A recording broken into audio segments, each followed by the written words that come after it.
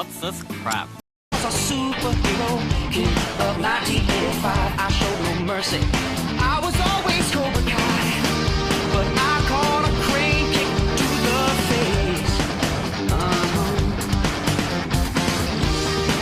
face. So I said I was going to get in the spirit last Friday, but I kind of am. I didn't lie. I'm going to rank the Batman movies. Why Batman? Because I actually watched the live-action Batman movies around Halloween and December the most. Why, do you ask? Well, that's a very simple answer. Because, well, one Batman movie takes place at Christmas. The other one I always watch around Halloween every year. So there you go. That's something Halloween related. I'm in the mood for Halloween now. Anyhow, I'm only going to do the live action Batman movies from Batman 89 all the way to the Dark Knight Rises. So the 66 movie and, of course, unfortunately, any of the animated movies or Batman v Superman or Justice League will not be on this list. This is just a simple rating of the Batman movies. So let's get things started and let's start ranking this shit. Batman worst to best? Get ready, get set, let's go! A Bat credit card? They gave him a Bat credit card? They had the balls to give one of the greatest superheroes of all time a Bat credit card? Well, we knew the worst was going to happen. Batman and Robin is a complete garbage film. We all know why. It sucks so much ass. You know, you could look on any critic list, anything. They will say, any Batman fan, hell, even non-Batman fans will say, this movie sucks the big one, without any doubt. My God, it is just awful. And it is one of the worst movies I've seen. But yet, there's something entertaining about it at the same time, too. Which is insane, I know. This one is just horrible, but yet the overacting doesn't stop. I mean, hell, if you want a good analysis of this movie, go check out YouTuber V Infuso's video of Batman and Robin, the day Batman died.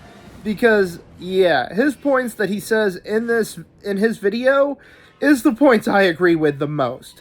This is a garbage shithole film. Like, this is the bottom of the barrel. You know it's bad if the director, Joel Schumacher himself, has to apologize for it. It's not the worst movie in the universe, but it is bad. And by that, I mean, it's just really fucking terrible. I don't really give a shit about Mr. Freeze in this one. Mr. Freeze is supposed to be a emotionless villain that is kind of an anti-hero. Here, he's a goofball that's enjoying what he's doing. In the animated series, he was a Shakespearean tragedy. But still, Batgirl, I have no idea why the fuck she's in this. She makes no point in this. The only good thing, redeeming quality about this is Alfred. Robin is constantly bitching and moaning about how he wants to be noticed. I think the Nostalgia Critic Review pretty much nailed this one. The Bat credit card is by far one of the stupidest things I have ever seen in my life. And you could tell this movie is just a complete cash-in. It's shit. But I will tell you all this much. It doesn't get any worse from here. Most of these movies aren't bad that's on my list. So the rest that are ranked on here are actually, I enjoy them on some level. So don't take it that they're all awful like this. You can't get any worse than this piece of shit film right here. So let's move on to the next one. Stands a symbol of oppression.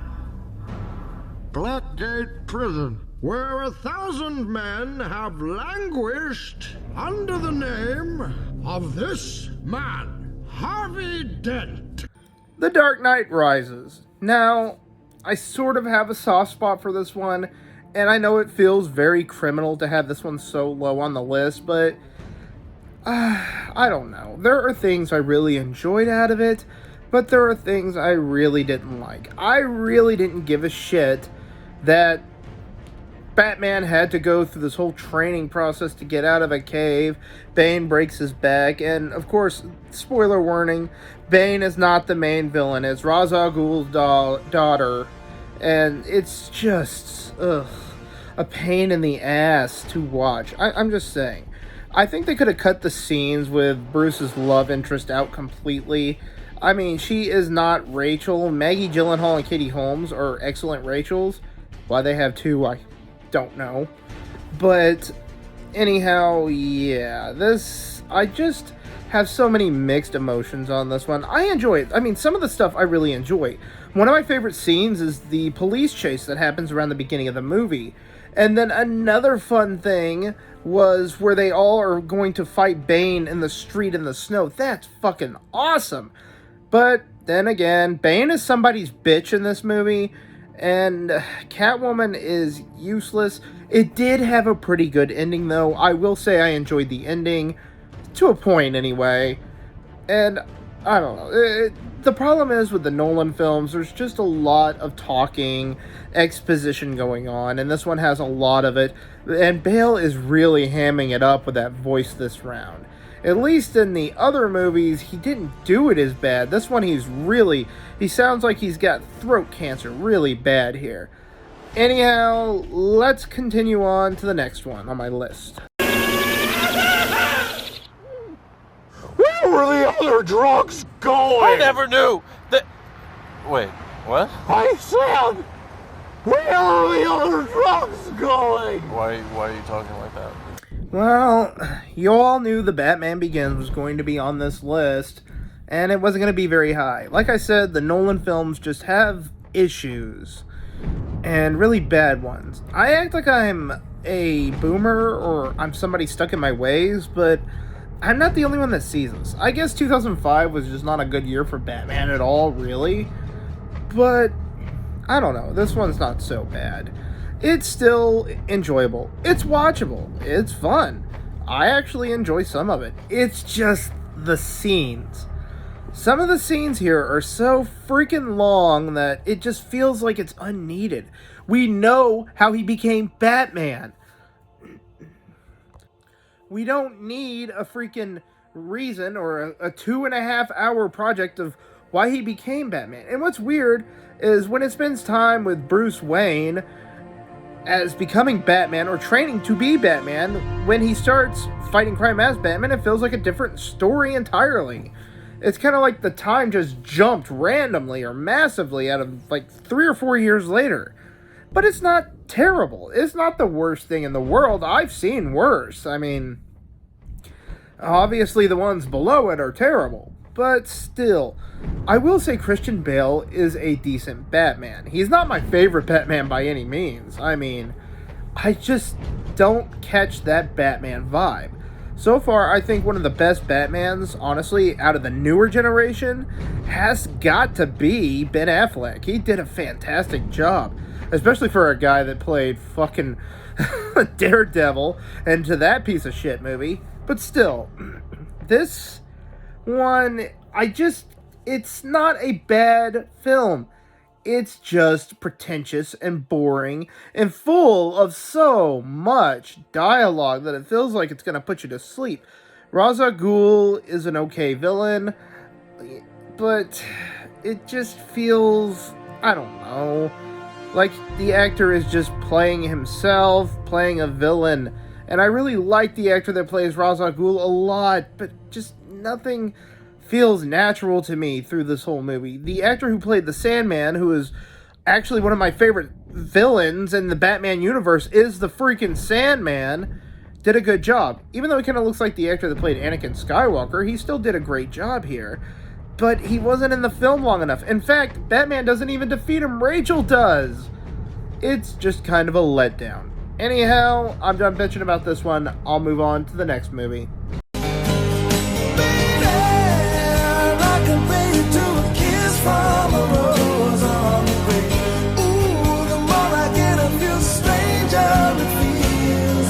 Now, you know Kiss from a Rose is going to be on my list.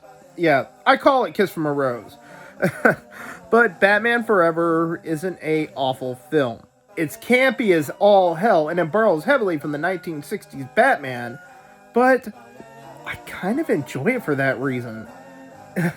There are some jokes in here that really work too, like Holy Rusted Metal Batman. I kind of like Chris O'Donnell, even though he's supposed to be a teenager. He's obviously 26 and playing a teenage boy, but okay. But still, I think what really sets it apart from the other movies on this list is the actors are having fun. Personally, I think Val Kilmer is a good Batman.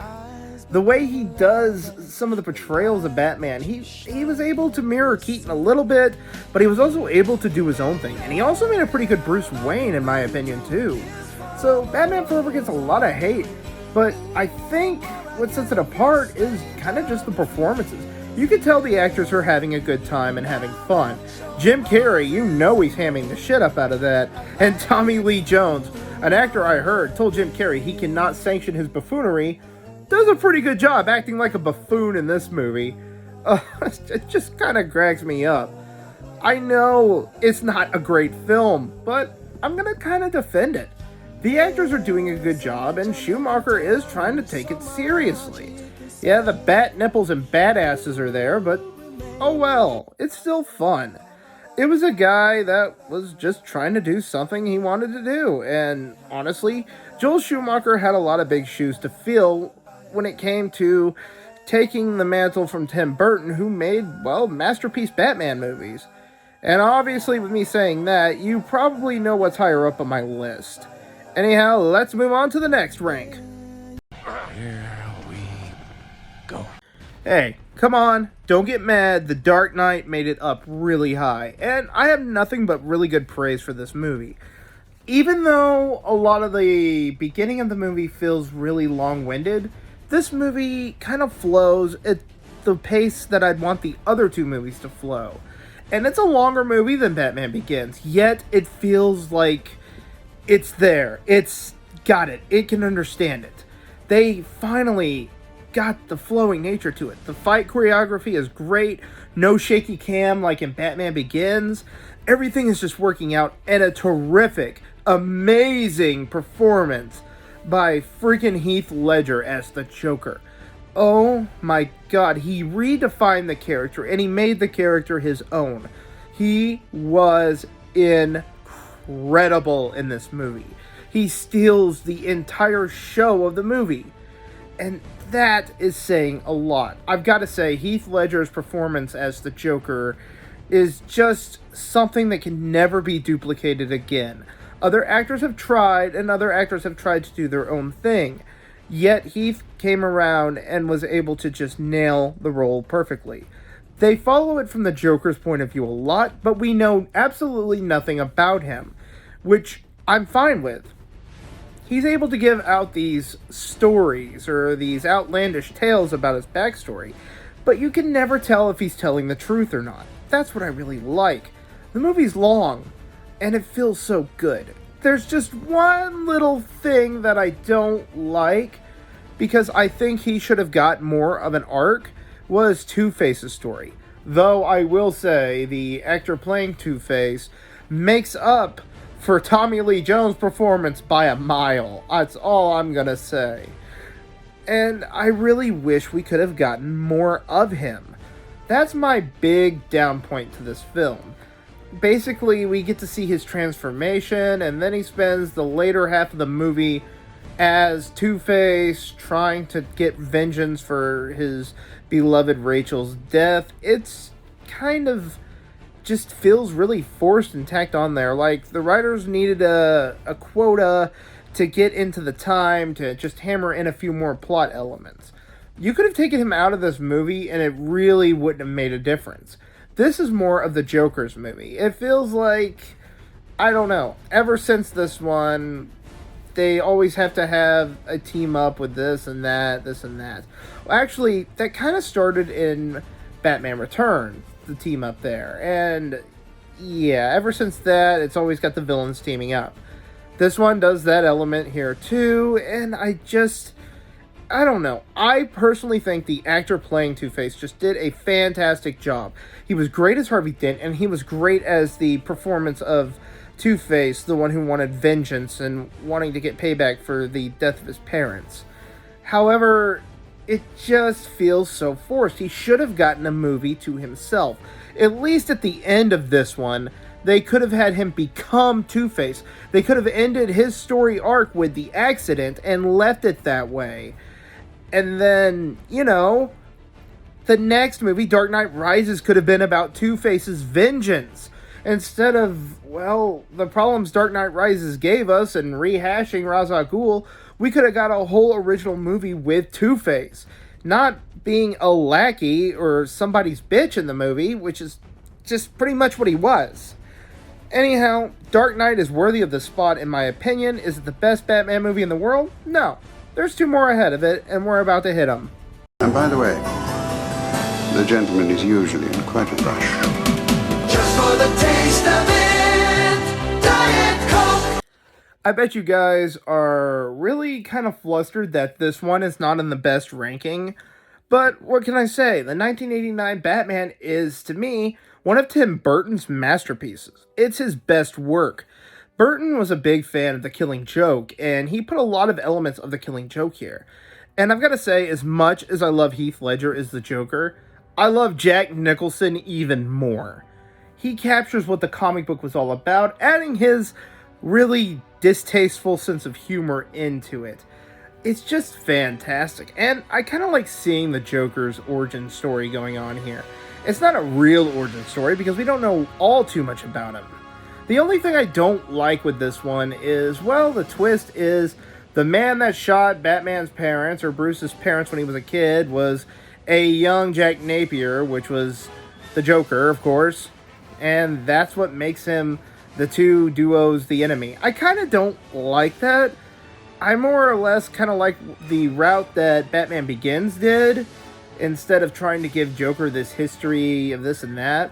But I get what Tim Burton was trying to do, that, the Batman made the Joker, and the Joker made Batman, yada, yada, yada, yada, yada. I get that. It's a whole history of rinse and repeat going on, and it's great.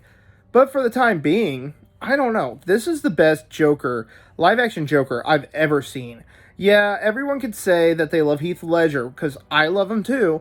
Joaquin Phoenix did a great job, but to me, Jack will always be the king of the Jokers. That's just my opinion. I even like him better than Mark Hamill's performance as Joker. And Mark Hamill is just a voice performance. I would say Mark Hamill is one of the greatest Jokers ever. But to me, it's always going to be Jack. And it's not because I live in nostalgia. In fact, I didn't watch the 89 film until I was a teenager. So, there you go. That movie has no real full-fledged nostalgia over me in that process. I didn't watch it when I was a small child like a lot of the other people. I watched it as a teen. And I was just hooked in from Jack's performance. It's great. His sense of humor, it just coincides really well with the Joker's character. And I'm not done here. I haven't talked about Batman yet, have I? Michael Keaton is Batman to me. Now, he is no Kevin Conroy, I know. But Keaton is freaking Batman. I mean, you just take one look at the guy. How he's able to play both Bruce Wayne and Batman and coincide the personalities together is amazing. It just blows me away every time I think about it. Because when he's not wearing the suit, it feels like a completely different person. You don't feel that essence. Christian Bale had that essence of, you could feel the guy's going through something. He doesn't feel like an everyday Joe. No, Bruce, or Michael Keaton, portrays Bruce as somebody you'd see on the street every day, an everyday person. Bruce Wayne is his mask. That's the whole ordeal to it. The mask is what Bruce Wayne wears. His real identity is Batman. And Michael Keaton conveyed that perfectly. That's all I've got to say. I will say that the love interest is a little shitty in here. I don't really care for Vicky Vale all that much, but I do love Billy D. Williams, and I would have loved to seen him as Two-Face, and I do know that he does portray him in the Lego movie later on, which is a great shout out for that character, but everything in this movie is just wonderful, and it doesn't feel long. Nothing feels long-winded. It's at a very good flowing narrative. It's more atmosphere heavy than it is story heavy, and honestly, that's what Batman's about to me. Now, I've gotten so much high praise for this one, I bet you guys are going to be pretty surprised on my number 1 pick. If you've always wanted to get your hands on Batman, drop into McDonald's, where Batman Returns is on a dramatic series of 32-ounce collector cups with flying, crispy Bat Disc lids straight from the movie. Like I said, you're going to be surprised that this is my favorite one. Batman fucking Returns. And what can I say about this one that hasn't been said? I actually, if you want a really good description of this one, like I mentioned before, check out V Infuso's video of the best Batman movie, because his description of it is going to be better than anything I could tell you, but I'm going to try and do it anyway. This is the best Batman movie. We got more of Batman's character in it. We got a great, excellent cast and a decent story. I've got to say, some of my favorite things about this one is just the fact that it takes place on Christmas. Who knows? I think Tim Burton has an obsession with Christmas and dark stuff. Halloween! And Nightmare Before Christmas. Sorry, I have allergies. Anyhow, yeah, there is just so much here. It is like one of the darkest Christmas movies you'll ever see. And I am putting it up there against movies like fucking Glass and simple shit like that. I mean, and Die Hard and all that other stuff. This is the ultimate Christmas film to watch. I watch it every December. Me and my sister, we hit it, we watch it, and we check it out. Everything about this movie, I can never find a complaint. Maybe there's a few forced scenes, and some of the scenes with the penguins are stupid, but I don't know, maybe not. I absolutely love this one to pieces. Michael Keaton, as always, is the best Batman ever on screen. Live action or whatnot, Michael Keaton is the best. We didn't get Jack this round. Instead, we got 3 more villains. What we got out of them was a terrific, horrific, monstrous performance played by Danny fucking DeVito, who just became the, iconic look to the character.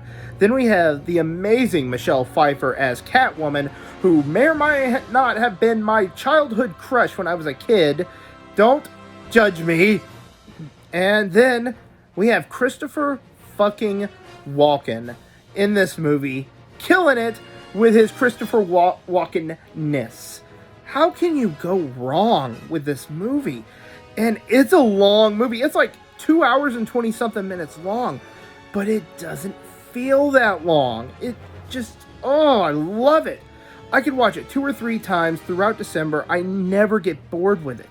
I always save it for me and my little sister to watch. We watch it together. It's like a family tradition. It is our movie. I finally got it on HD TV. I mean, freaking hell. I was watching it on my old VHS when I was younger. This one was my first Batman movie, actually, everyone. And this was the very first one that I watched as a kid. So yeah, nostalgia has a big factor to do with this one. We could just say that. Everything in this is just perfect to me. I mean, this makes a Batman film. This feels like it has the same gritty feel as the animated series. It has just... I just can't explain. There aren't enough words to explain why I love this one so much. I used to put it on my second list, but then when I seen that there were other people that like it as much as I do, like V Infuso, then I was like, I'm not afraid to say it's my favorite of the Batman movies, because it is. It is one of the greatest Batman movies ever made, and I'm not afraid to say that anymore. It is the best Batman movie ever. No other Batman film can top it, not even Dark Knight Rises, or any of those other ones. Now, if I were comparing the animated movies, I would say Mask of the Phantasm tops them all, but that's just me. This is out of live action. When I want to introduce somebody to a live action Batman, this one is the one I'm going to show you, because it is Batman perfection. That's all I gotta say, and that's it for this worst to best ranking. I hope you enjoyed that. Maybe I'll rank the Joker performances, or maybe the Batman animated series movies, because there's quite a few of those out there. I might check some of them out. Some of them I haven't even watched yet. I know Mask of the Phantasm is probably my favorite, but Sub-Zero is good too, and so is The Killing Joke and a few other things. I might just come back to that. Let me know in the comments what you want me to do. Always remember, I'm listening.